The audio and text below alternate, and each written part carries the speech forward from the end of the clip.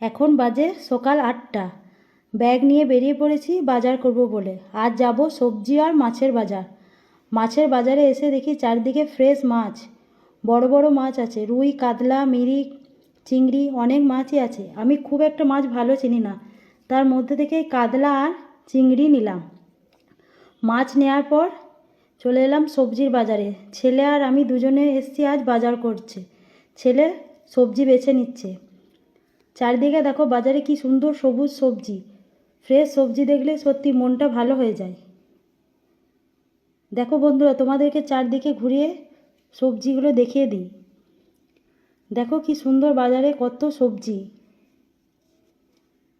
তোমরা একবার দেখে নাও সবজিগুলো কি ফ্রেশ। এরপর এসে গেছি মিষ্টির দোকানে মিষ্টি নেব বলে। তোমরা ভাবছো তো আজ কেন হঠাৎ করে সকাল সকাল বাজার করতে এসেছি? ভিডিওটা তোমরা শেষ পর্যন্ত দেখো, তাহলে বুঝতে পারবে কেন আজ বাজারে এসেছি।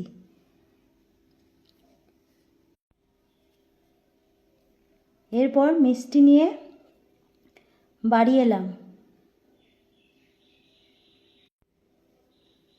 বাড়ি এসে দেখে নিচ্ছি সব সবজি ঠিকঠাক আনা হয়েছে কিনা। একবার মিলিয়ে দেখে নিচ্ছি, বাজার করার তো আমার অভ্যেস নেই। এর মধ্যে আছে কাঁচা লঙ্কা আর কাগজি লেবু। এর মধ্যে আমার মাও এসে পড়েছে। ভেবেছিলাম আজকে মাকে আর কিছু কাজ করতে দেবো না, কিন্তু মা এসেই বলছে তুই অনেক সকাল থেকে ঘুরেছিস, বস, আমি সবজিগুলো সব কেটে দিই। মায়েরা তো এরকমই হয়। মাছগুলো ভালো করে বেছে ধুয়ে নিলাম, পরিষ্কার করে নিলাম। এরপর রান্না হবে। মা আর আমি একসঙ্গে দুজনে মিলে গল্প করতে করতে আজ রান্না করছি। আজকে খুব ভালো লাগছে, দুজনে একসঙ্গে রান্না করছি। রান্নাবান্না প্রায় কমপ্লিট, আর একটু বাকি আছে। প্রায় হয়ে এসেছে রান্নায়। তোমাদের আজ দেখিয়ে দিই কী কী রান্না হয়েছে। এখানে আছে গরম গরম ভাত, শাক ভাজা, বাঁধাকপির তরকারি, চিংড়ির মালাইকারি, আর আছে মাছ পোস্ত, আর আমের আচার আছে, মিষ্টি, আইসক্রিম। এরপর ফ্রেশ হয়ে সবাই মিলে একসঙ্গে খাওয়া দাওয়া হবে।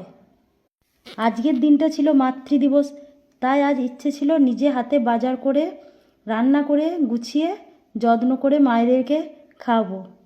এদিকে আমার মা, শাশুড়ি মা আর আমার ছোটো মা তিনজনেই বসে পড়েছে খাওয়ার জন্য।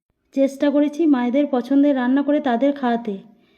জানি না কতটা পেরেছি, মায়েদের মতো তো আর পারবো না, তাও যতটা আমার দ্বারা হয় করার চেষ্টা করেছি। ছেলেকেও দিয়ে দিলাম খেতে। সবাই মিলে একসঙ্গে গল্প করতে করতে ভালোই কাটছে দিনটা।